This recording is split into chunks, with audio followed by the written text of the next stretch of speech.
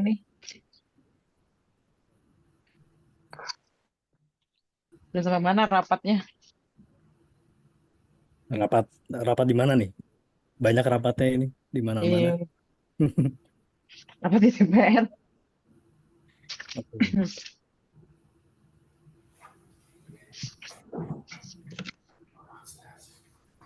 Kita tunggu 1 menit lagi sebelum dibuka secara official. Ada satu ibu, ibu, ibu apa ini ya? Ibu Ibu. aktivis paling tua nggak ya? Kayaknya lebih tua dari Indonesia loh. Bluetooth enabled. Ibu Sri Tunulang. Gimana? Oke. Waktu dan tempat dipersilahkan. Ada yang mau dipersembahkan sama Bu Sri? Ibu Sri pesan sama saya. Bentar ini. Ini kita agak agak apa namanya kelihatannya repot gini ya karena tadi baru dari Swiss ada Iya. live di Swiss kemudian 1-2 menit agak terlambat lalu dengan Zoom yang sama akun Zoom yang sama dipakai untuk meeting berikutnya jadi mohon maaf semuanya untuk apa namanya keterlambatan dan kekurangan teknis.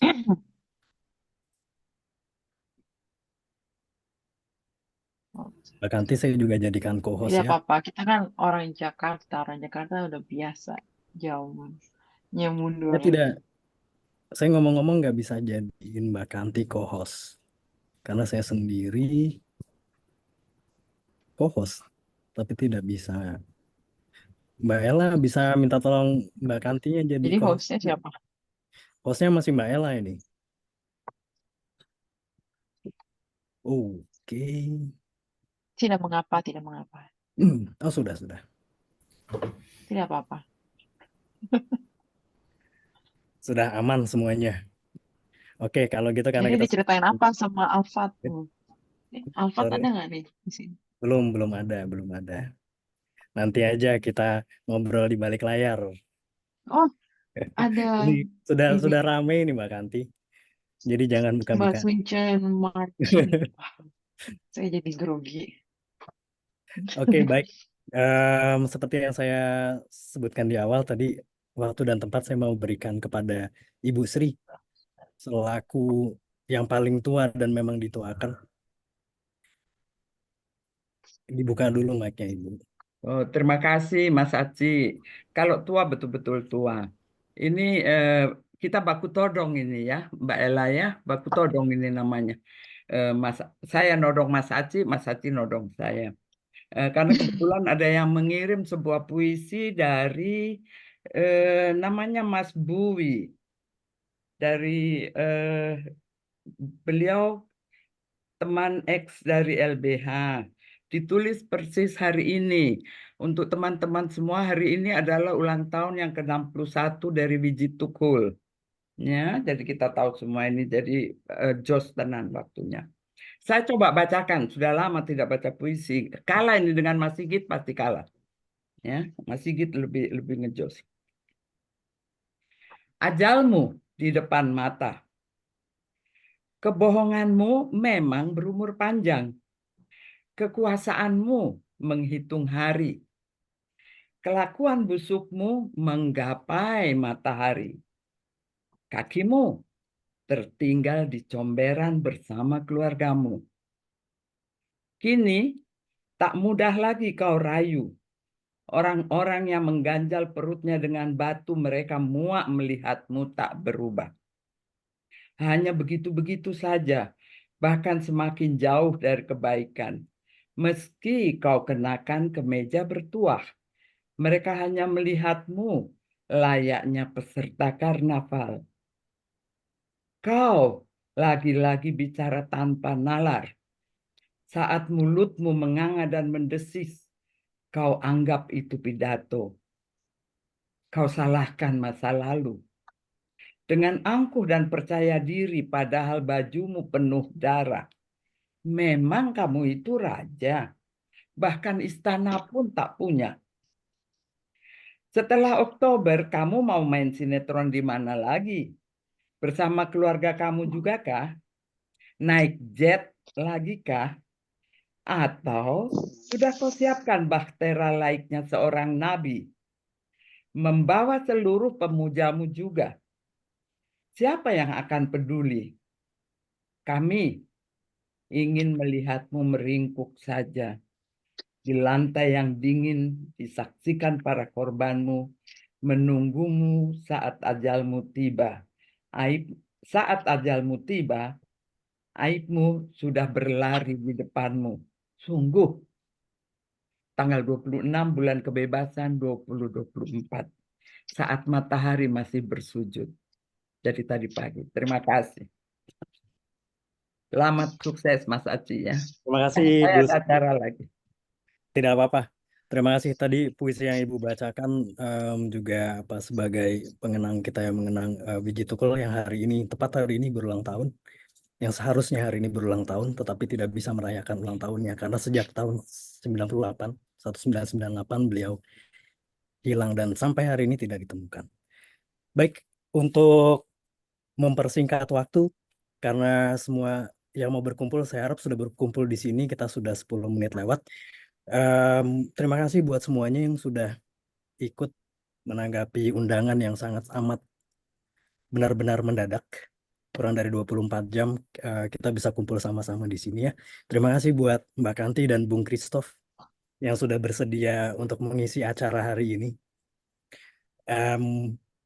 Sebelum kita memulai acara ini, ada baiknya kalau kita berkenalan sedikit dengan penyelenggara acara dan dengan penggerak acara ini.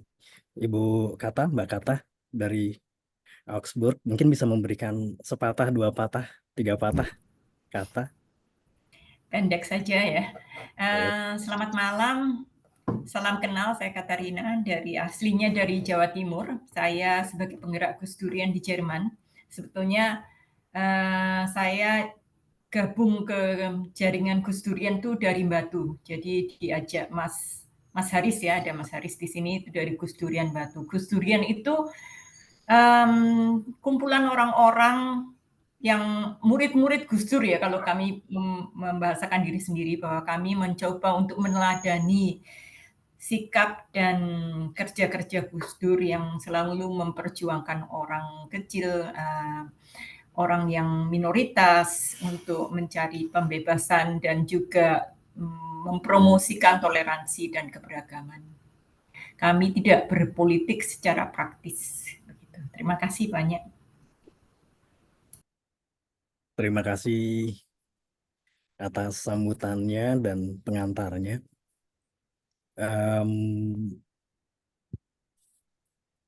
Sebentar, ini Mbak Kata bisa bantu untuk buka-buka pintu juga ya? Karena Silakan. Ya, siap. Di sini co-host juga kan. Baik, kalau begitu kita masuk ke sesi utama, yaitu diskusi tentang kapitalis pinggiran dan bobroknya demokrasi di Indonesia. Serem banget judulnya nih. Sebelumnya izinkan saya memperkenalkan diri. Saya dari tadi belum memperkenalkan diri. Aci Sidarta dari Frankfurt diminta untuk menjadi moderator hari ini dan kemarin berhasil mengontak Mbak Kanti yang mau dengan lantang langsung iya, kenceng lantangnya, iyanya, terus ngajak Bung Christoph juga yang dari Indonesia. Mbak Kanti ada di India saat ini. Izinkan saya memperkenalkan dirimu ya, Mbak Kanti ya. Ya, silakan. Kanti W. Janis, SH LLM, seorang penulis dan advokat.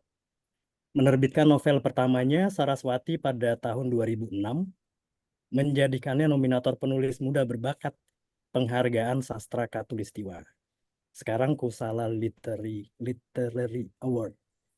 Saat ini total telah menerbitkan 5 buku fiksi.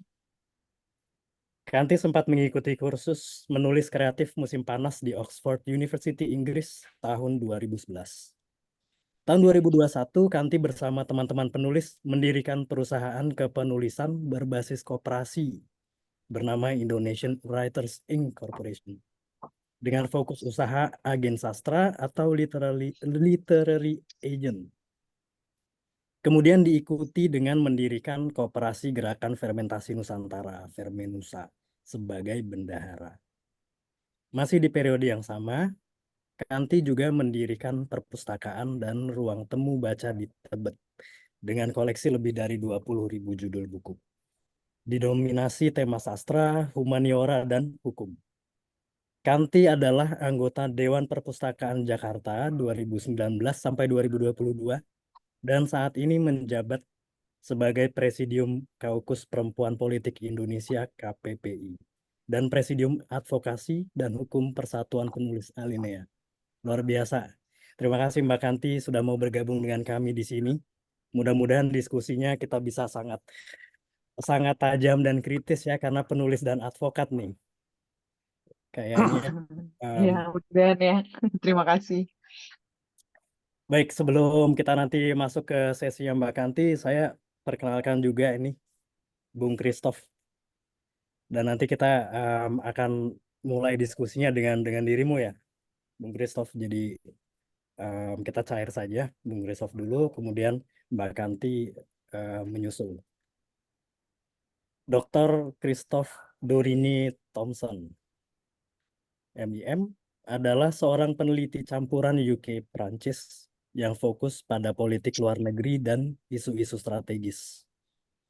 Beliau doktor lulusan Universitas Indonesia di bidang ilmu politik dan magister manajemen, program Grants École, dengan jurusan keuangan dari ESSEC, Business School, Prancis. Pada bulan November 2023, bukunya Indonesia's Engagement with Africa, Palgrave Macmillan Springer Nature, diterbitkan sebagai studi komprehensif pertama tentang hubungan Indonesia-Afrika yang dipilih oleh Komite Editorial Internasional paling bergengsi di bidangnya. Beliau berkolaborasi dengan beberapa institusi terkemuka di dunia untuk berbagi keahliannya. Dan hari ini beliau mau berbagi keahliannya dengan kita semua di sini. Terima kasih, Bung Christoph. Ya, Thank you. ini tadi Mbak Kanti apakah kelempar atau bagaimana ya? Sudah masuk lagi. Udah masuk lagi ini kurang stabil. Internetnya Mari agak kita kurang stabil berdoa. ya dari ini. Mudah-mudahan stabil dan aman sampai selesai. Bung Christoph, ini posisi lagi di Indonesia ya? Apa memang stay di Indonesia kah atau bagaimana? Saya Mungkin bisa lagi cerita sedikit. ini bisa dengar ya? Sudah aman? Oke. Saya lagi di Jakarta. Memang mungkin saya antara Jakarta dan Eropa dan Amerika kadang. Akhir tahun di Amerika. Iya. Ya, sebetulnya apa sih yang membuat Bung Christoph ini tertarik dengan politik Indonesia dan bagaimana sebetulnya pandangan Bung Christoph tentang situasi demokrasi di Indonesia hari-hari ini? Jadi memang saya sekarang udah lama di Indonesia ya. Pertama kali 2006 dan bisa dibilang menetap sejak tahun 2011 ya. Antara 2017 dan 2021 saya di ilmu politik UI belajar banyak politik lokal sebetulnya tapi saya ujung-ujungnya fokus ke politik luar negeri, tapi melihat politik lokal, politik Jawa, politik Islam, politik semua itu kita akan pelajari. Ya, yang pertama saya suka dinamikanya ya. Jadi tidak ada bosan-bosan kalau melihat politik Indonesia kan sangat menarik sebetulnya. Dan menurut saya salah satu sistem demokrasi sebenarnya yang antara negara-negara yang bisa dibilang demokratis atau non-demokratis, satu sistem yang sangat kompleks ya kalau dipikirkan ya. Kompleks karena banyak aliran, banyak player. Jadi kadang kita melihat negara-negara kadang kan cuma dua tiga faksi, tapi di Indonesia kan faksinya banyak. Jadi itu sangat menarik. Dan ya yang seperti kita lihat hari-hari terakhir ini kita kira ada satu situasi tapi tiba-tiba semua berubah dan tiba-tiba semua bisa berubah lagi. Jadi itu sebetulnya sebagai ya orang luar ya cukup exciting ya menurut saya ya. Uh, mungkin saya sebut beberapa poin yang saya anggap positif dulu ya, yang karena memang diskursus akademisi terutama di dalam negeri tapi juga di luar negeri adalah ya Indonesia democratic decline, Indonesia demokrasi turun dan lain-lain. Itu sebagian benar, sebagian enggak menurut saya ya. Nah, yang pertama saya kira kita lihat dinamika ini kalau kita banding sama dua negara terakhir yang ada isu-isu seperti ini, yaitu Kenya sama Bangladesh ya. Kita lihat Kenya sama Bangladesh, banyak isu-isu yang agak sama, ada masalah youth unemployment, ada masalah fiskal, ada masalah yang disebut sebagai dinasti dan lain-lain. Dan di Bangladesh ya 200-an orang yang mati, di Kenya 60 orang yang ditembak mati, dan lain-lain. Kalau di Indonesia ya bisa dibilang masih cukup oke, walaupun memang ada yang cedera atau apa, tapi kalau dilihat ya itu aspek yang positif. Kedua, aspek positif saya kira memang belum sempurna, tapi elit-elit juga cukup bereaksi ya. Jadi cukup cepat bereaksi. Kalau di negara lain ini masih lebih susah. Ketiga, saya kira walaupun juga tidak sempurna dan aspek negatif, tapi ada kebijaksanaan juga menurut saya. Maksudnya ada upaya untuk langsung meredakan sedikit untuk ini menurut saya juga aspek yang positif. Terutama dengan banyak hal yang tidak positif juga, tapi itu lumayan. Ya keempat menurut saya kalau kita lihat situasi seperti ini di negara yang sangat beragam, yang paling beragam, bisa dibilang kadang di negara yang disebut tanda kutip berkembang, yang keberagaman gas sebesar Indonesia ya langsung pecah semua. Kalau di Indonesia bisa dikelola dengan baik juga itu. Nah itu menurut saya yang cukup positif ya. Ya, kalau kita masuk sebagai aspek negatif yang saya lihat dari sekarang, menurut saya Indonesia haus intelektualitas. Menurut saya masalah utama yang saya lihat itu memang makanya gerakan ini datang banyak dari universitas, dari mahasiswa, dan menurut saya Indonesia itu haus intelektualitas. Berarti level intelektual sebetulnya ada, tapi masalahnya tidak ditunjukkan langsung oleh negara, tidak didorong dengan baik oleh negara menurut saya.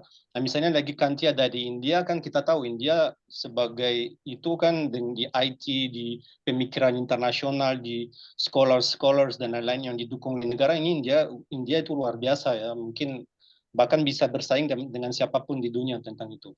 Nah, jadi menurut saya memang itu menurut saya paling penting menurut saya itu intelektualitas di segala bidang yang mestinya didorong dengan besar oleh negaranya. Nah, karena itu sebuah sistem demokrasi sebenarnya menurut saya butuh itu. Kalau itu tidak didorong dengan full ya ini. Yang kedua, kita lihat misalnya tadi saya sebut di di Kenya atau apa ya, memang trigger adalah memang foto-foto dan lain-lain yang sirkulasi di sosmed ya. Berarti memang sekarang yang harusnya pemimpin-pemimpin dari negara sebesar Indonesia yang masih ada beberapa masalah sosial dan lain-lain mestinya lebih exemplary gitu. Mestinya tindakan dan lifestyle mestinya menurut saya dijaga dengan lebih maksudnya bukan mereka mau hidupnya rendah hati atau sederhana atau apa, tapi mereka mestinya yakin harus memang hidup seperti ini. Bukan cuma untuk pencitraan gitu. Menurut saya memang mestinya begitu. Karena kalau kita masuk dalam negara demokratis di mana kita maunya setiap warga negara sama atau apa, mestinya mikir ya, walaupun mungkin bisa lebih kaya bisa apa, tapi tetap harus ada perilaku yang sederhana dan yang sesuai dengan konteksnya gitu. Nah, setelah itu saya kira memang ya dinamika di Indonesia juga kan khusus karena uang politik di Indonesia kan besar sekali. Saya nggak masuk ke situ, tapi masalah financing, masalah uang politik, masalah permainan yang ada dan lain-lain itu kan besar sekali. Dan tadi saya sudah sebut ya intelektualitas, berarti kan itu pendidikan, itu sebenarnya kesehatan, semua itu kan terkait. Nah, yang keempat memang masalah utama dan kita lihat itu juga yang bikin masalah di Kenya dan juga itu yang bikin masalah di Bangladesh atau apa itu masalah hukum. Yang masalah hukum. Jadi itu sebetulnya narasi itu mau narik investasi asing atau lokal atau apa. Tapi jadi itu kan katanya penting banget dapat investasi. Tapi kalau tidak ada kepastian hukum, nah orangnya nggak mau gitu. Orangnya nggak mau. Jadi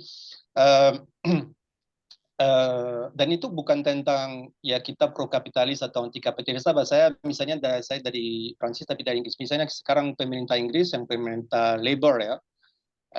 Saya nggak bilang partai buruh karena beda dengan konteks Indonesia di mana ada partai buruh. Kalau partai buruh di Inggris kan beda.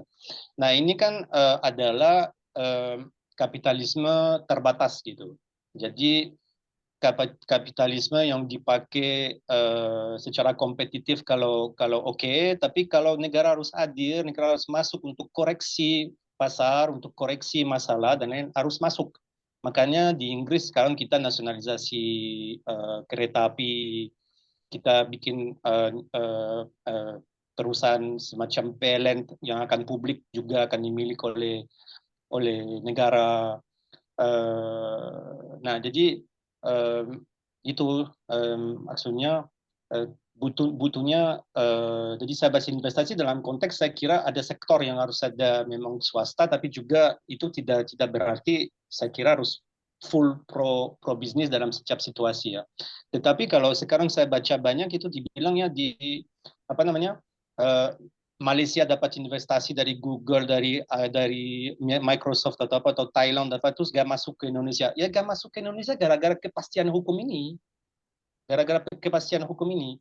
Jadi kemarin kita lihat ya kalau ada keputusan dari Mahkamah Konstitusi, nah itu harusnya final gitu.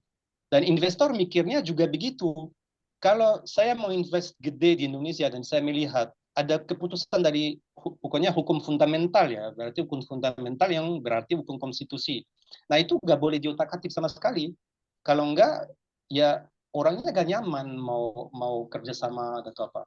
Nah itu aspek-aspek yang saya lihat. Jadi menurut saya darurat intelektualitas sama darurat hukum ya, itu yang dua yang saya mau sebut. Dan tapi menurut saya kira karena awalnya saya juga positif tentang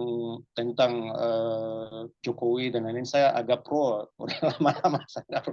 Dan saya tidak bilang saya anti karena saya tidak berpolitik ya, tapi saya kira memang itu juga bikin refleksi kita tentang kan ada debat apakah butuhnya satu mandat di dunia, kan ada debat apakah butuh satu mandat 7 tahun, apakah dua mandat 4 tahun, apakah 3 periode kayak dibahas kemarin. Nah saya kira ini contohnya menurut saya memang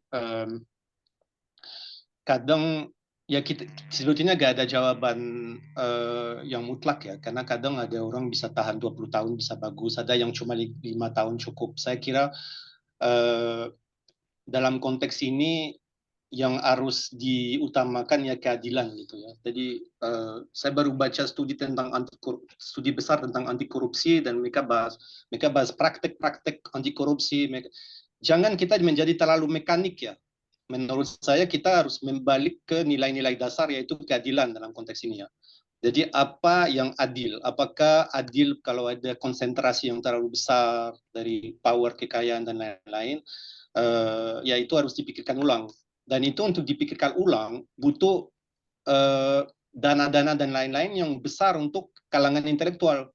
Ya, itu menurut saya penting. Ya itu dulu ya. Terima kasih. Itu tajam sekali poin-poin yang kita tentu saja nggak bisa melihat dari satu sisi saja ya. Tentu aja ada plus dan minusnya. Saya sebelum ke Mbak Kanti, saya mau tanya dulu sebelumnya. Kalau tadi bahas soal partai bahwa Indonesia itu multipartai bagus, sebenarnya pro kontranya apa sih monopartai dan multipartai? Karena yang kita punya saat ini Kim Plus itu sebenarnya seperti satu partai ya, banyak partai besar yang bergabung dalam satu. Jadi buat apa sebetulnya multipartai? Ya itu kan ada teori-teori kan, itu ada ilmuwan Amerika dan mereka nulis tentang kartelisasi, tentang bagaimana sistem asosiasional dan bagaimana itu orang-orang berkolaborasi dan lain-lain dengan jadinya transaksional dan lain-lain kan. Okay. Kalau menurut saya kalau bagus kalau bisa masalahnya memang itu sebenarnya balik ke intelektualitas. Apa posisi intelektual dan ideologis dan apa dari partai-partai sekarang, itu kan masalahnya.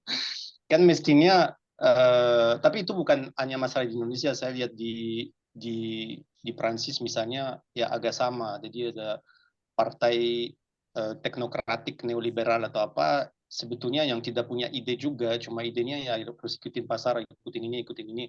Nah itu kan nggak punya ide. Jadi menurut saya memang masalah partai, menurut saya mestinya ya fokus ke kerangka teori, kerangka ideologi, kerangka posisi. Misalnya apa, ada yang sekarang saya lihat banyak di YouTube bahas itu, apa narasi Indonesia di dunia, kan apa positioning Indonesia itu, apa Indonesia mau membawa ke dunia, Indonesia mau menjajah apa, dan ini kan kita kan dulu tahu tentang, kalau kita baca pemikir-pemikir Indonesia yang dulu ya, tapi sekarang apa? Nah menurut saya itu harus ada refleksi tentang itu. Bukan cuma karena jadi negara demokrasi itu bagus, tapi negara demokrasi yang bikin apa, Ya, yang mau jadi apa gitu. ya, betul.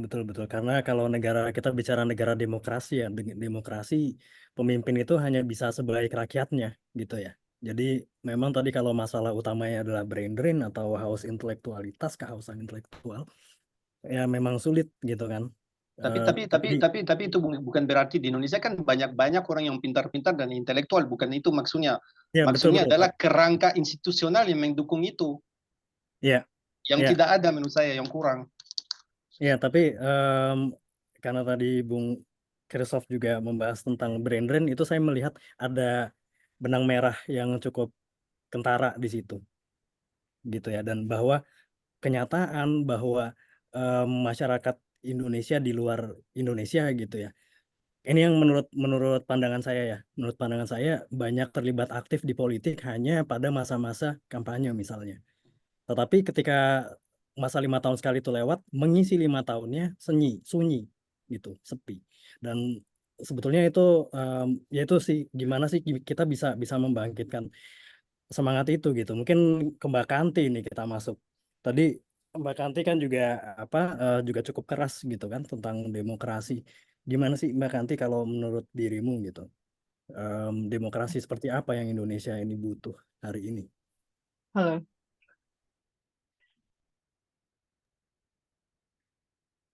Wah, putus-putus nih. Aman, hanya videonya hilang. Nggak, Audio memang videonya saya hilang. matikan supaya nggak berat ya. Ya, baik. Padahal ini, ya karena saya lagi sekarang di India tapi di Chennai ya. Jadi bukan di kota utama. Mungkin sinyalnya kurang bagus. Apakah bisa mendengar? Siap, mendengar. Tadi pertanyaan saya ulang ya. Kalau menurut Mbak Kanti sendiri, sebetulnya demokrasi seperti apa yang Indonesia butuhkan saat ini?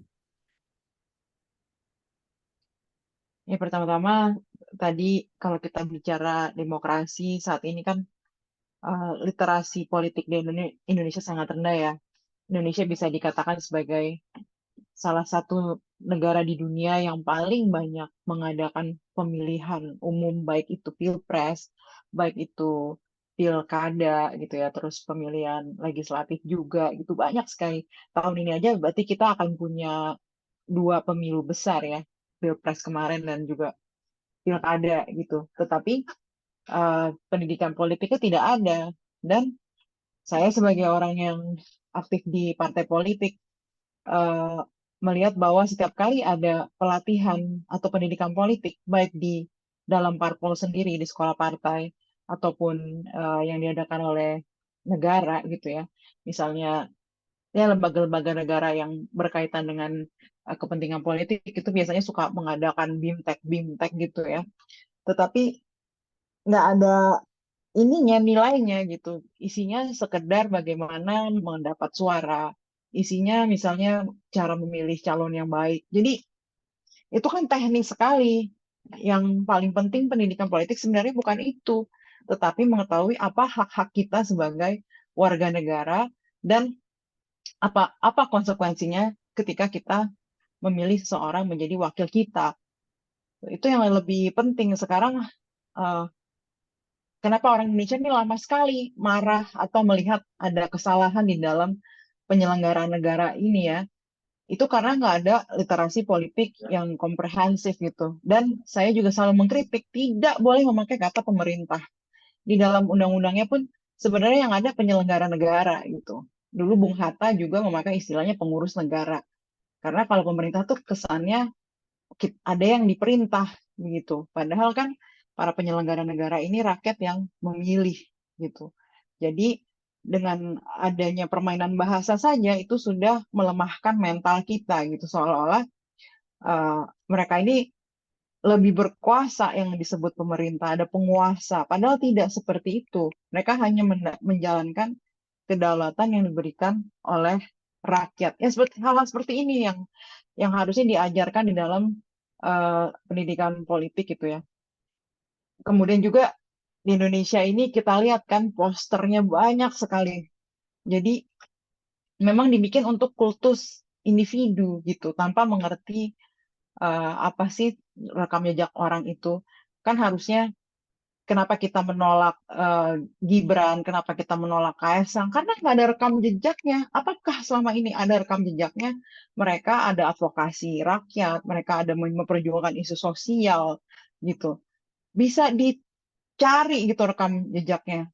Nggak ada gitu. Kan misalnya nolong hal-hal sederhana bangun jembatan atau sebelum bapaknya menjadi presiden gitu. Atau Jokowi sendiri ada nggak advokasi dia dulu sebelum dia jadi wali kota atau dia jadi presiden? Ada nggak dia membela rakyat? Kan bisa dilihat seperti itu. Jadi kalau memang karena kan tugas politisi itu sebenarnya untuk mengurus kepentingan banyak orang, mencari solusi gitu, membuat kebijakan atau policy yang baik untuk rakyat gitu ya. Dan demokrasi di Indonesia ini sangat diartikan begitu abstrak. Jadi seolah-olah demokrasi itu sama dengan bicara bebas tanpa ada filter, tanpa ada teknik, tanpa ada sistematikanya gitu. Jadi bisa bicara sebebas-bebasnya. Dan partai politik dalam hal ini juga sangat berperan penting ya, karena partai politik ini kan yang memilihkan orang-orang yang bisa dipilih. Ini juga hal yang paling penting karena Joko Widodo selalu bilang, ya nanti serahkan aja pada rakyat, biar rakyat yang memilih gitu. Ini bukan cuma soal siapa yang memilih, tapi soal siapa yang bisa dipilih gitu. Kalau saya pakai ilustrasi ekstrimnya, kalau kamu taruh 100 setan gitu ya, kamu taruh 10 setan lah gitu, terus yang milih ada 1.000 orang baik. Ya kalau yang dipilih cuma setan semua isinya, mau 100 orang baik yang milih ya tetap aja keluarnya setan gitu pemimpinnya. Tapi kalau dibalik apa namanya, lebih banyak orang baik di situ, semuanya orang baik yang milih setan, ya hasilnya jadinya juga orang baik gitu. Kan lebih penting siapa yang dipilih gitu. Orang yang disiapkan semuanya kolaborator kejahatan, jadi gimana ya? Ini kepotong nggak ya suara ini? Nggak aman tadi. Jadi sebetulnya siapa Aman ya? Jadi dari Mbak Kanti? apa? Jadi Ini sebetulnya kalau siapa? mau dicari akar permasalahannya, balik lagi kepada kepentingan bisnis gitu kan. Waktu teman-teman semua nyalek ya, selalu bicaranya pemilu tuh mahal, gini harus cari uang banyak. Loh, kok kalian jadi setuju bahwa pemilu itu harus mahal? Saya bilang jangan dibangun framing pikiran seperti itu. Kalau pemilu harus mahal, dulu nggak ada Indonesia ini. 1955 emangnya dulu Soekarno, Hatta punya uang. Ini kan jadi kacau gitu. Harusnya dibikin sistem yang tidak mahal. Bukannya kita ngikutin sistem yang kapitalistik ini gitu, kok jadi dibalik-balik gitu. Itulah fungsinya ada politik, ada kebijakan gitu. Dengan adanya kebijakan kita bisa memotong hal-hal yang tidak benar gitu ya dengan kebijakan gitu. Misalnya uang pajak kita bisa bantu untuk semua anak di Indonesia, tidak ada yang boleh tidak pendidikan wajib gitu ya. Karena negara membiayai gitu. Jadi negara tuh hadir gitu. Nah ini sekarang jadi nggak karu-karuan gitu. Karena memang ada kepentingan bisnis dan memang kita ini kan negara proksi gitu yang banyak yang menumpang kepentingan di sini, sehingga yang ditaruh orang-orangnya itu memang ya, dan juga mental-mentalnya pada nggak kuat gitu ya, yang dulu yang diberi mandat oleh rakyat juga pengen ikutan bisnis gitu kan, jadi memang nggak siap, jadi selalu berpikirnya untuk bisnis. Ya, ini nyambung semua nanti sama yang apa, tambang-tambang itu, balik lagi paling gampang bikin uang ya saat ini karena nggak kreatif, jadi maunya gampang aja jual bahan mentah gitu, jual tambang gitu.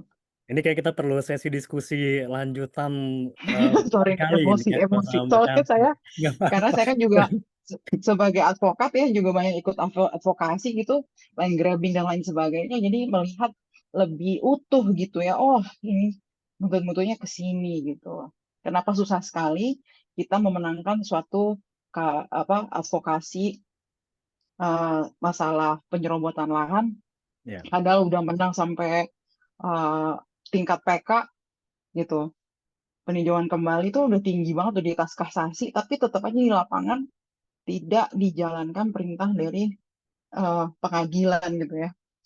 Ya bentuk-bentuknya berhubungan lagi sama pemilu gitu, sama sistem politik kita yang nggak jelas ini, demokrasinya ya, nihil ya. Terus balik ke kita harus membedah sebenarnya kebijakan di partai politik itu seperti apa? Apakah di dalam partai politik sendiri itu ada demokrasi? ya. Nah itulah Kalau hanya sekarang sebenarnya keputusan ketua umum itu kan berarti nggak ada demokrasi gitu. ya betul betul. Nah itu kalau kita ngobrol demokrasi dan rantainya itu nggak ada habisnya ya. Tapi sayangnya ya hari ini kita hanya punya waktu 20 menit lagi dan saya pun masih punya banyak ini pertanyaan listnya, tapi saya nggak boleh egois. Kita lempar kayaknya. Ini teman-teman yang diskusi di sini mesti hati-hati nih, semuanya ini jangan-jangan bisa sampai 2 jam. Jangan ya 20 menit. Udah ada kakak Alf nih Baik, baik. senyum-senyum. Ini terima kasih banyak buat inputnya, Bung Christoph dan Mbak Kanti. Kita buka diskusi umum ya, teman-teman di sini yang mau Jangan salah, maaf nih kalau agak berapi-api. Ya. apa-apa, justru harus. Nanti saya tambahin bensin dikit. Soalnya Silakan saya yang gemes, mau saya nggak bisa bertanya. ikutan demo gitu ya, nggak bisa ikutan unjuk Kita rasa semua gitu juga karena nggak bisa. kebetulan lagi Oke, ada kita pekerjaan beraksi di di sini. sini. Silakan yang mau bertanya boleh dibuka mikrofonnya.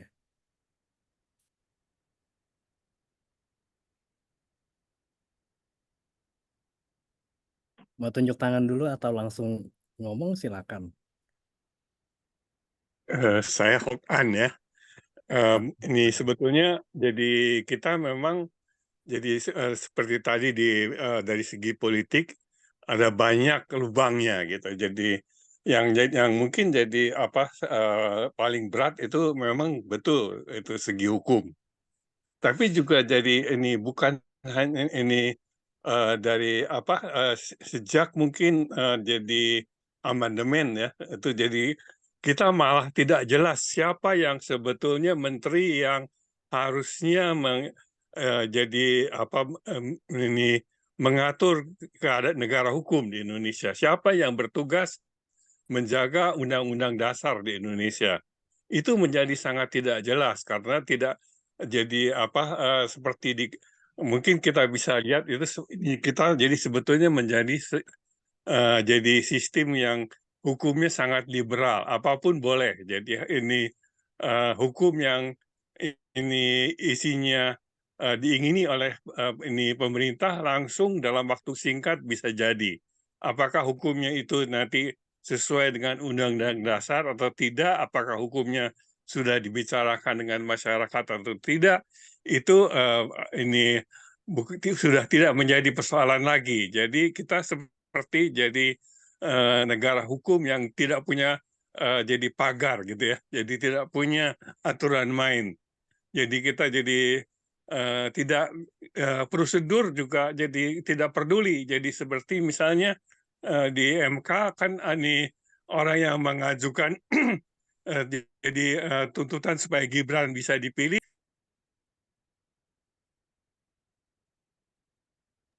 Pak Okan terputus unmute. Mikrofonnya habis tadi baterainya. Oh, sekarang sudah nyala lagi. Ya, jadi itu ini sebetulnya kalau itu jadi ini suatu ini surat permintaan kalau tidak ada tanda tangannya udah langsung batal sebetulnya yang begitu. Jadi kita tidak memperduli prosedur, kita tidak peduli sistem, dan ini mungkin dalam ini kasus tanah itu paling parah sebetulnya. Jadi tanah itu jadi ini sebetulnya jadi surat tanah ini tidak ada arsip yang jelas, jadi hak milik, jadi sebetulnya rakyat ya, jadi tanahnya, rumahnya itu tidak jelas, ini tidak terjamin kalau menurut saya. Jadi bisa diserobot sesuka hati. Itu yang terjadi di IKN sebetulnya. Kalau menurut saya, IKN tanahnya itu ada yang punya, penduduk setempat sebetulnya, mereka semua. Dan sebagian malah tanahnya itu ada suratnya sebetulnya, tapi kan langsung disita saja oleh pemerintah. Dan sejarahnya dihapus. Dan sekarang ini dalam surat tanah yang baru kan ada digitalisasi. Dalam tadi surat tanah digital yang baru ini tidak ada sejarah tanah itu. Dalam surat tanah Indonesia juga tidak ada sejarah ini tanah dan rumah itu ini sudah ada utangnya atau tidak. Tidak jelas, tidak ada arsipnya, tidak jelas, sehingga jadi ini jadi sejarah ini memang jadi ini keadaan ekonomi kita menjadi kacau balau karena hukumnya kacau balau. Kira-kira begitu dulu ya. Baik, makasih Pak Hokan. Karena tadi mengacu ke tanah, ini tadi mungkin banyak menyangkut tanah adat juga kali ya yang kena kasus seperti itu. Mungkin bahkan nanti bisa kasih sedikit pandangan di situ. Sebelum kita masuk ke Merpati Eval yang mengangkat tangan itu, Mbak Kanti bisa kasih sedikit pandangannya tentang apa Gimana tadi saya agak putus-putus tanah masalah tanah. masalah tanah yang tidak, yang hak-haknya seperti apa ya, dirampas oleh pemerintah gitulah, karena tanah-tanah tersebut tidak punya sertifikat. Seperti misalnya tanah adat, kalau saya tadi langsung mikir ke tanah adat sih, itu sebetulnya bagaimana? Iya, ya sebenarnya kan sertifikat atau tidak menghilangkan kepemilikan ya gitu, karena kan satu tanah itu kalau dikuasai udah lebih dari 20 tahun, udah dirawat, itu udah bisa jadi dimiliki gitu ya secara de facto, tinggal kita mau mensertifikasi atau tidak gitu. Dan ya, kita tuh juga punya pemahaman yang dibuat salah, dibuat bingung. Kita kan ada istilah tanah negara gitu ya.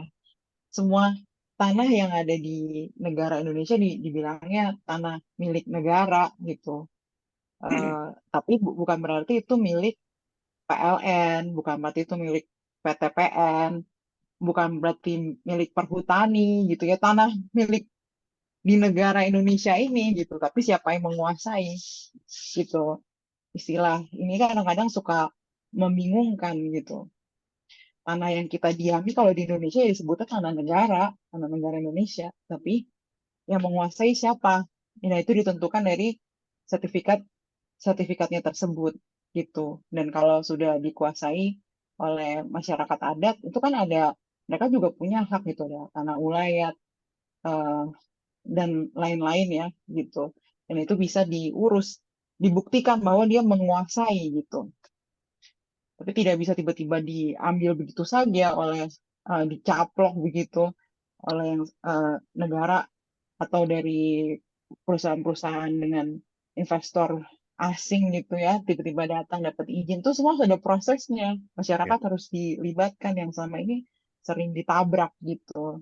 Ingat, karena kita ini dibikin itu kayak orang numpang, makanya istilah pemerintah tuh harusnya jauh-jauh jangan dipakai lagi. Oke, jadi kesimpulannya sebenarnya tanah-tanah adat yang tidak bersertifikat itu bisa dibuat sertifikatnya, atau sebetulnya memang tidak bisa dibuat Tapi sertifikat? begini, teman-teman masyarakat adat itu makanya mau mendorong undang-undang masyarakat adat gitu, karena beda logika kita orang kota ini yang apa-apa udah hilang kepemilikan kolektifnya itu, dengan logika mereka tuh berbeda sekali. Mereka mau, jadi saya pakai contoh teman-teman di Cigugur ya gitu, Teh Dewi Kanti, kebetulan namanya mirip gitu kan, mereka dari Kasupuhan masih dari dulu kerajaan, saya lupa pokoknya daerah di Cigugur ya, Cirebon, itu mereka punya hutan bersama gitu. Dan karena sudah mengikuti hukum negara di Indonesia, mereka itu kan tanah waris ya, mulai dari rajanya gitu turun ke mereka sebagai keturunannya. Mereka memiliki tanah ini gitu, yang dulu logikanya itu apapun hasil dari tanah tersebut akan dipergunakan untuk kepentingan bersama gitu. Terus ketika ada negara Indonesia ini, mereka akhirnya bikin sertifikat. Jadi para ahli waris itu masing-masing punya hak atas itu. Tetapi kemudian mereka ingin, karena menurut adat mereka nggak boleh dimiliki secara pribadi gitu, harus kolektif bersama dengan masyarakat yang ada di sana. Oleh karena itu mereka mau menyerahkan kepada negara gitu. Nah, tapi bahayanya kalau diserahin ke negara, negara bisa jual ke Chevron Ya, ya, ya. gitu. Baik. Dan itu yang terjadi. Jadi makanya mereka mau mendorong undang-undang masyarakat adat, salah satunya itu gitu. Jadi nggak ada lagi kepemilikan pribadi, tapi kolektif seperti sebagaimana yang diajarkan leluhur mereka. Hasilnya dipakai untuk kepentingan bersama gitu. Oke, baik. Seru banget. Ini kalau ada yang mau bertanya lagi, silahkan langsung tunjuk tangan, hand raise. Karena yang berikutnya Mbak Jovi. Mbak Jovi boleh masuk untuk Iya, bertanya, ya, berbicara. thank you Aci. Saya dulu ya. Kita kembali ke tema soal demokrasi tadi yang sudah dipaparkan. Ini kan kita sebagai masyarakat awam ya sebetulnya ya kaget.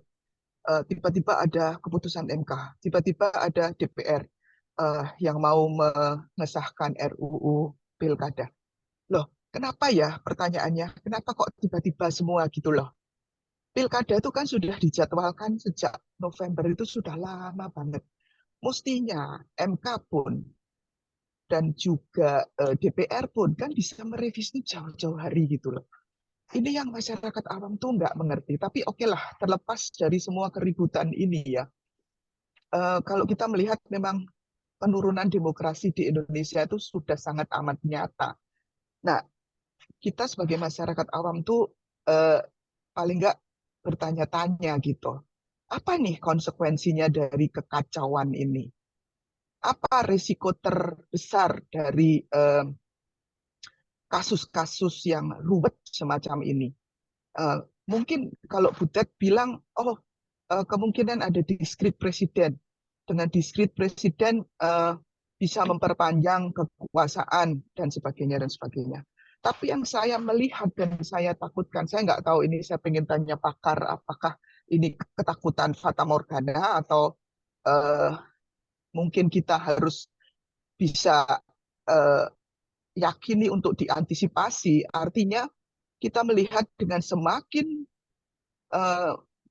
meningkatnya kekacauan demokrasi, semakin rendahnya pelaksanaan dan ketaatan hukum, itu bisa mengundang atau bisa memberi celah untuk kembalinya diktator. Yang saya takutkan, presiden terpilih, yang bukan pilihan saya sih, presiden terpilih itu notabene di pasukan sono yang mempunyai potensi bisa jadi untuk membalik atau membuat Indonesia menjadi era diktatorisme lagi. Nah, itu yang saya takutkan. Saya nggak tahu ini menurut pakar bagaimana.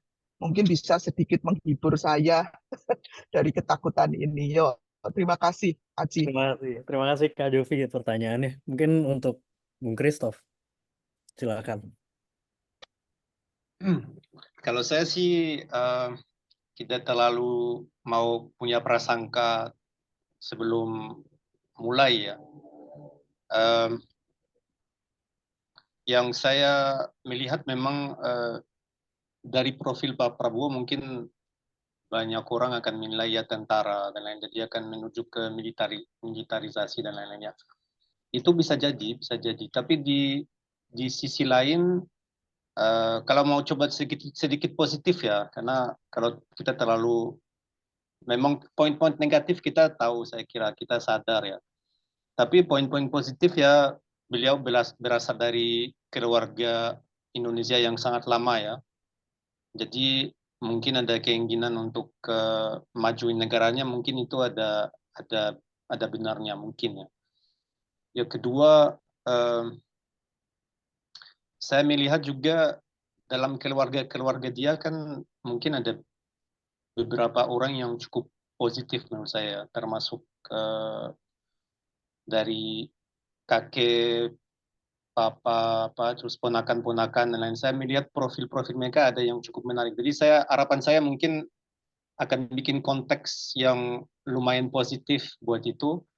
Yang ketiga, saya kira Pak Prabowo kan orangnya sangat internasionalis ya. Jadi saya kira dia peduli sama yang akan dibilang tentang dia di luar, bagaimana dia beraksi, bagaimana itu. Nah, jadi tapi harus sadar juga sekarang memang konteks geopolitik sangat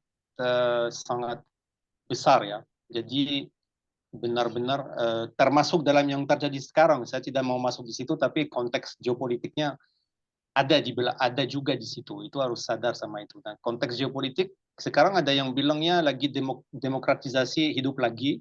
Itu lagi ada yang bilang begitu. Karena mereka melihat apa yang terjadi di Bangladesh, di Kenya, di mana-mana. Tapi ada yang bilang enggak juga. Jadi itu kan debat-debat di situ. Kalau saya sih harapan saya ya, tapi bisa salah juga. Harapan saya ya presiden baru kan cukup dewasa, cukup matang dan lain-lain. Jadi harapan saya mungkin mau mencoba bikin sesuatu yang baik ya. Itu harapan saya. Tapi apakah akan ada toleransi untuk terlalu banyak gerakan-gerakan atau apa, itu belum tentu. Itu masalahnya. Jadi memang mungkin akan ada equilibrium yang akan ditemui. Tapi ya saya bukan orang yang akan bilangnya demokrasi karena hancur, karena saya tidak percaya akan seperti itu. Tapi apakah bisa ada kemunduran di beberapa sektor dan kenaikan di sektor lain, itu bisa jadi.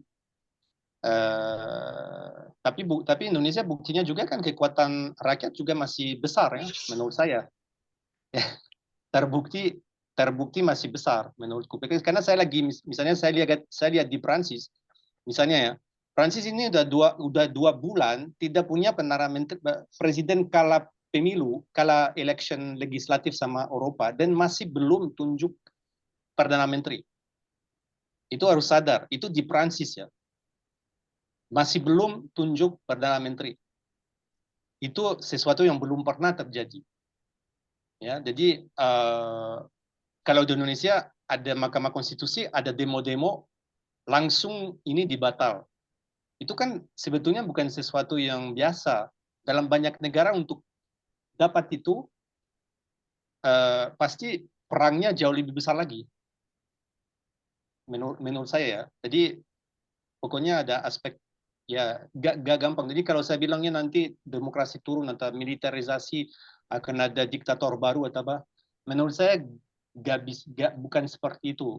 Tapi ya, itu akan tergantung dari memang kekuatan rakyat ini sangat penting karena akan ada pressure, kolaborasi sama luar negeri juga penting karena itu juga bikin pressure, advokasi seperti banyak orang lakuin itu penting juga untuk kesadaran.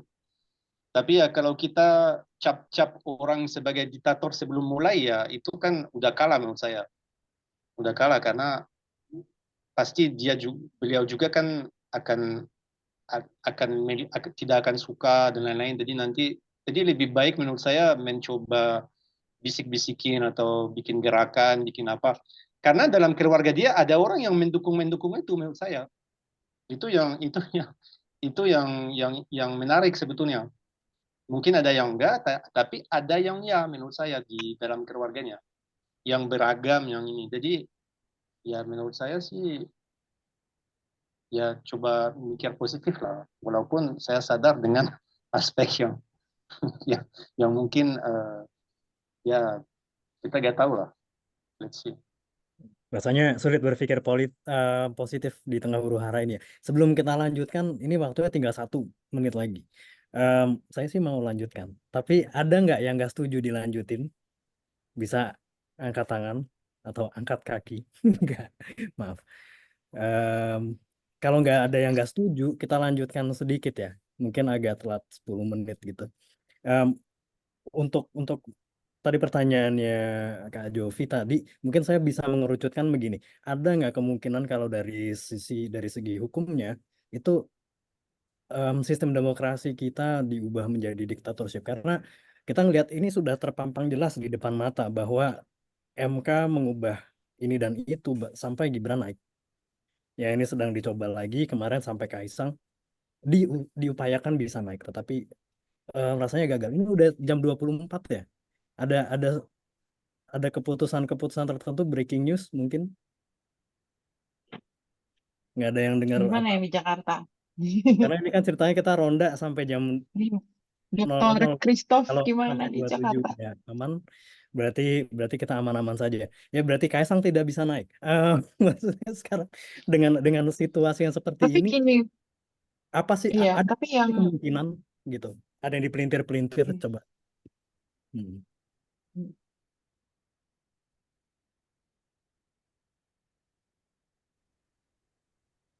Tadi Mbak Kanti atau Bung Christoph mau melanjutkan? Ada kemungkinan hukum yang dipelintir. saya sih, mungkin yang di Jakarta kali yang bisa mengupdate. Maksudnya? Ya, saya tidak update juga karena saya lagi kan di sini. Ya.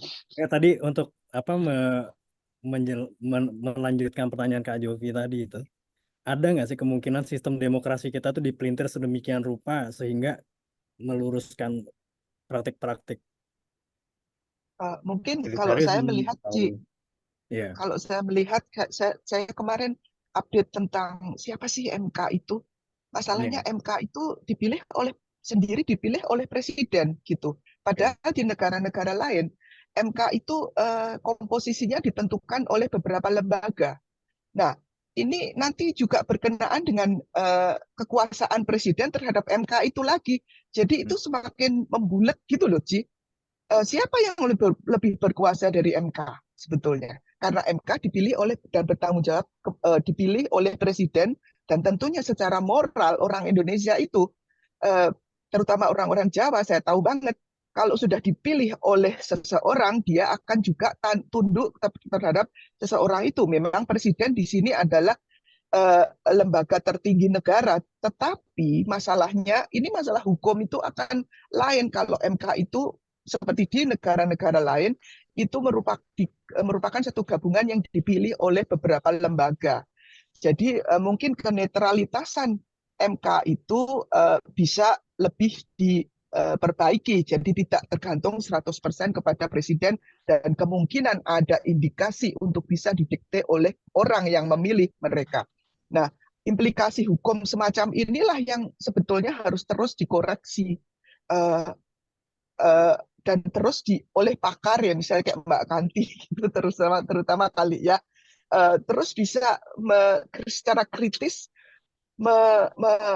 mengusulkan, mengolah, dan karena di DPR pun juga tidak bisa diharapkan lagi yang isinya Mulan Jamila atau ya. Tapi kita tidak pakar-pakar ya bisa bicara yang seperti lain. itu Jadi juga, Mbak Jovi. intinya pasti ada satu, bukan hanya bagaimana membuat undang-undang, tapi kita lihat dulu undang-undang kita ini bagaimana baiknya supaya dibuat sedemikian rupa supaya semakin lebih netral, semakin lebih independen, semakin lebih baik gitu. Misalnya aja kembali contohnya KPK gitu ya kali ya. Saya juga bukan pakar hukum, jadi mungkin ini aneh aja saya lihat gitu. Ya, ya. Baik. Gimana tuh Bung Christoph? Tadi Tapi saya cuma tambah itu kalau nggak salah ya, MK itu sebetulnya yang ada 9 orang, terus yang dipilih langsung oleh presiden itu cuma 3 kalau nggak salah ya. Ada 3 dari Iya, DPR ada dan sama DPR 3 juga. dari Mahkamah Agung kalau nggak salah ya. Jadi ya Mbak Kanti kan lebih ahli hukum dari saya, jadi mungkin bisa komen itu. Ya memang kan masing-masing ada perwakilannya dari DPR juga, terus dari presiden juga. Tadi tidak semuanya dipilih oleh presiden. Tapi memang kan kekuasaan presiden di Indonesia sangat luas ya. Karena ini juga jadi begini kan permasalahannya, kita ini misalnya di pengadilan sudah menang ya. Tetapi kenapa kita masih juga tidak bisa mengimplementasikan putusan pengadilan ya. Kalau saya tuh contoh kasus di Kendeng, kasus di Sangihe gitu, itu semua udah sampai tahap kasasi gitu ya. Tapi di lapangan tetap pabrik atau tambangnya tetap beroperasi gitu. Karena si pengurus negara ini mereka punya alat kekerasan gitu, alat yang menekan yaitu polisi dan tentara gitu. Dan seringkali masyarakat walaupun sudah menang di atas kertas, tapi di lapangan juga tidak bisa ngapa-ngapain karena objeknya itu dilindungi oleh polisi gitu. Jadi dengan kekerasan, kita kan sekarang tunduk ini bukan karena kita takut ya, tapi kita berhitung nih soal nyawa karena mereka udah main kekerasan seperti yang kemarin demo aja kan udah berapa korban yang jatuh digebukin gitu. Enak banget gitu. Kita yang gaji, kita yang milih dari pajak kita terus digebukin gitu. Kan jadi kelebihannya kekuasaan presiden tinggi banget bisa gerakin polisi, gerakin tentara itu kan permasalahannya.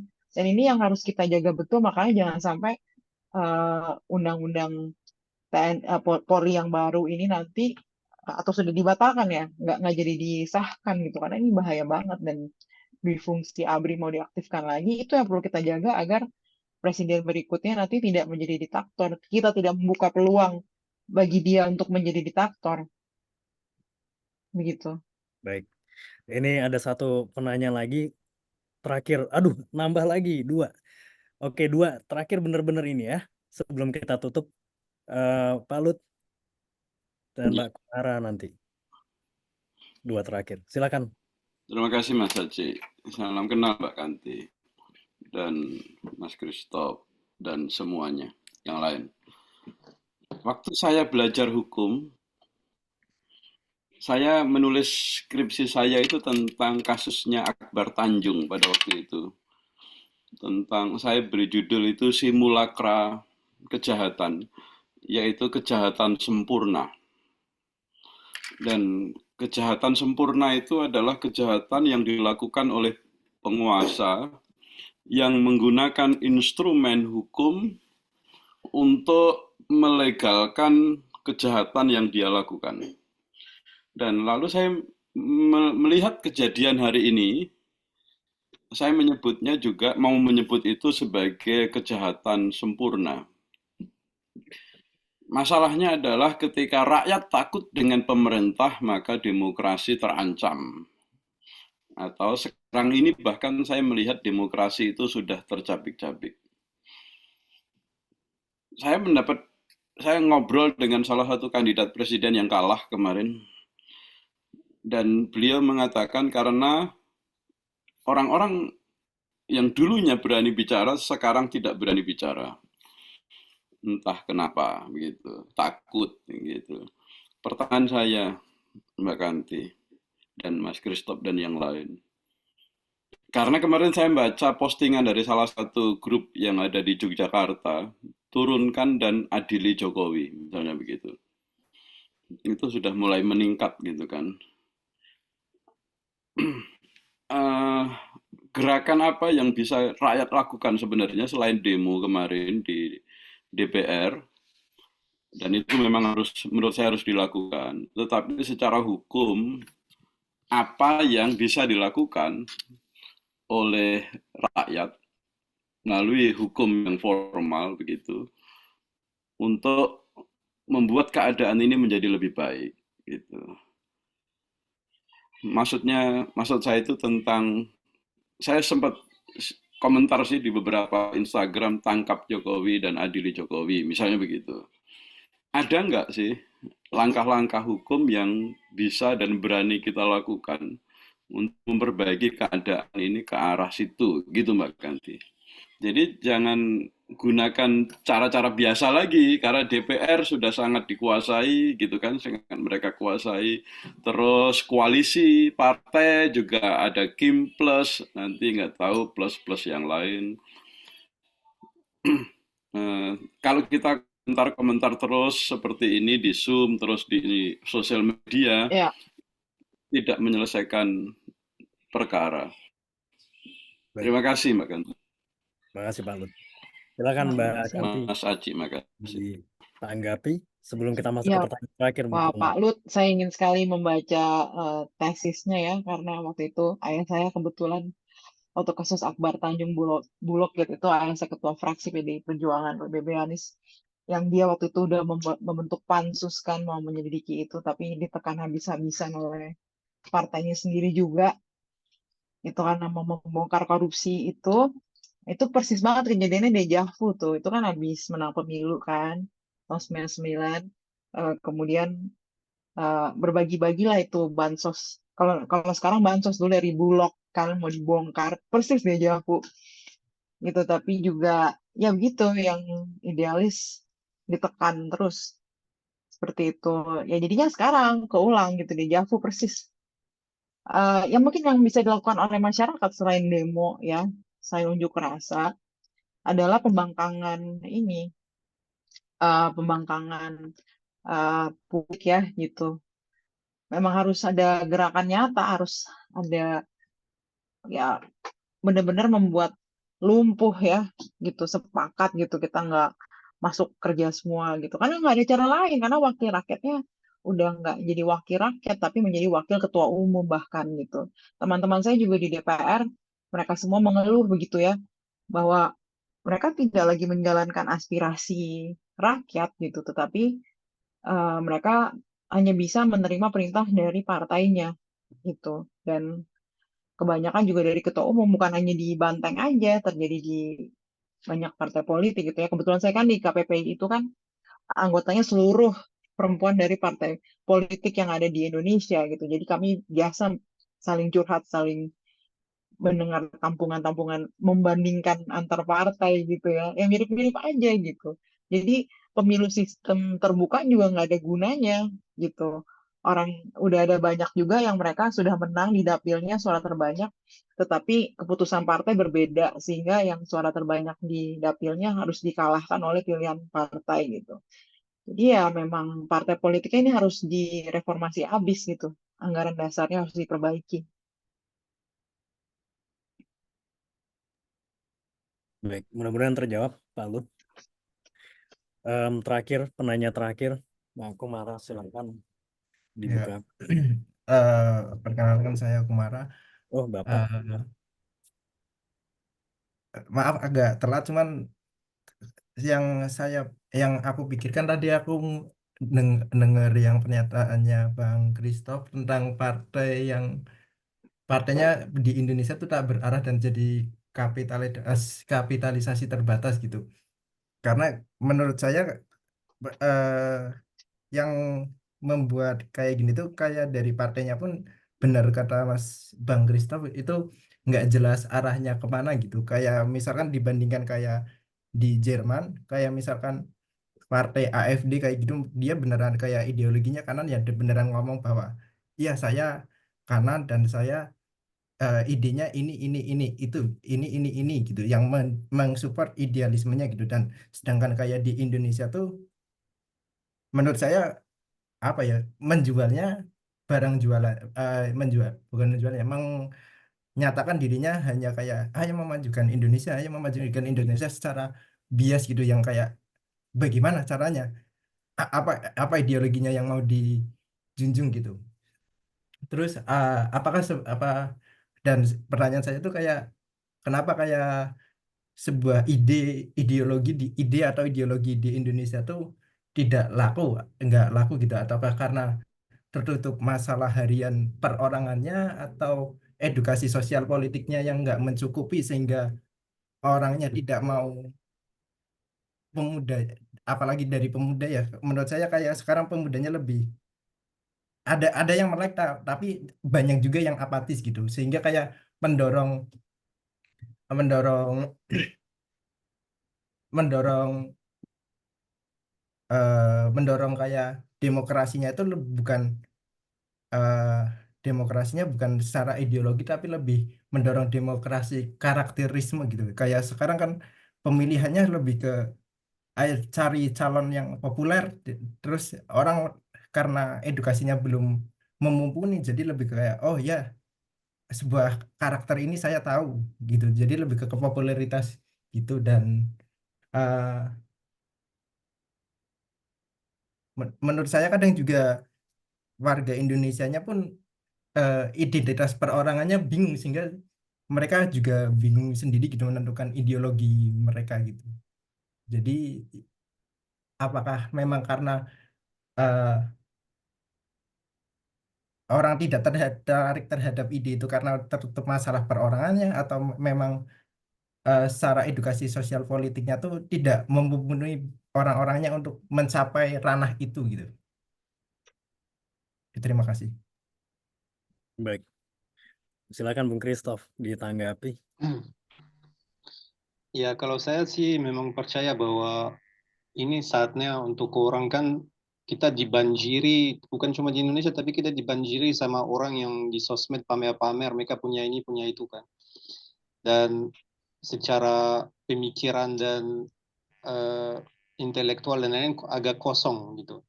Jadi saya kira ini memang saatnya untuk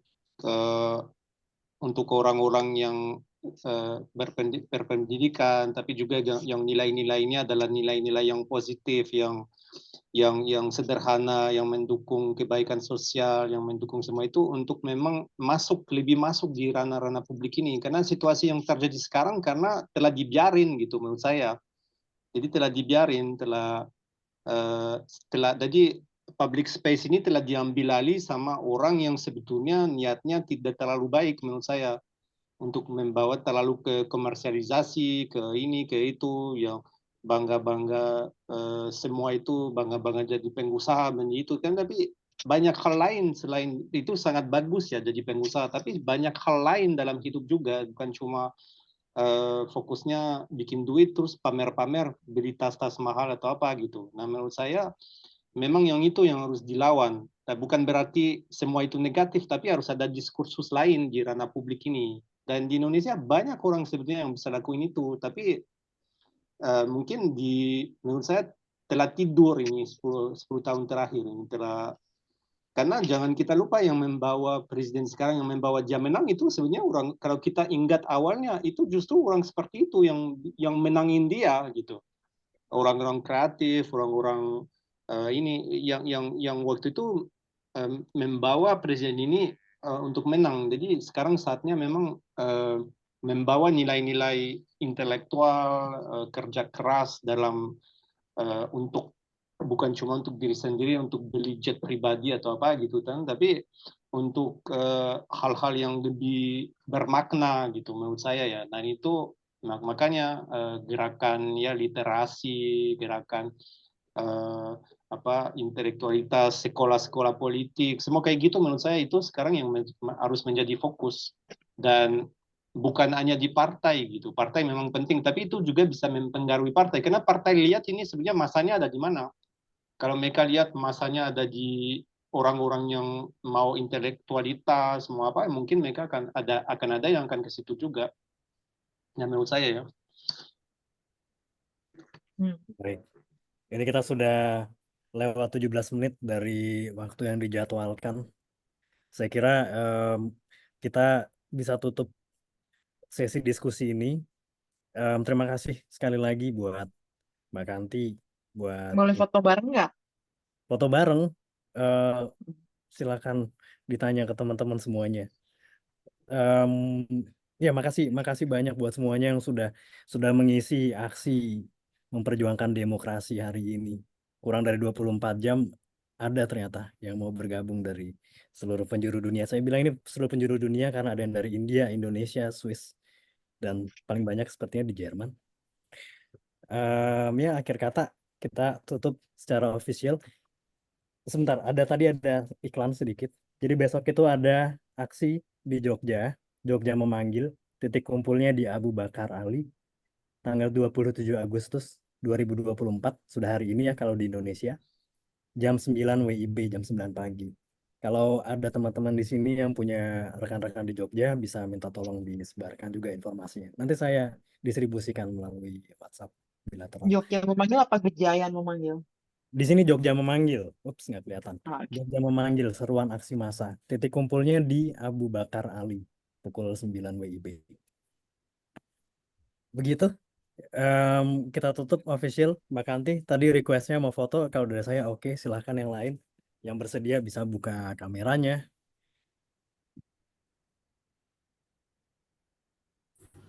Siapa yang ambil fotonya? Oh ya, Yang pakai laptop. gimana ya cara ngambil foto? Ini laptop pinjam soalnya.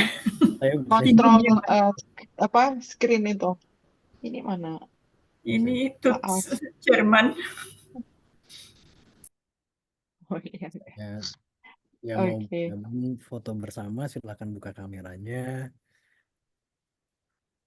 Mbak Ini Eti Pak Alfi belum mana? makan ya, cemberut. Ayo. Oke, kalau yang lain nggak mau, ini saya ambil ya. Satu, sebentar, salah. Coba diulang. Kurang canggih ini. Sebentar ya, ditahan dulu senyumnya. 1, 2, 3. Boleh sekali lagi? Kesalahan teknis lagi. Biar banyak.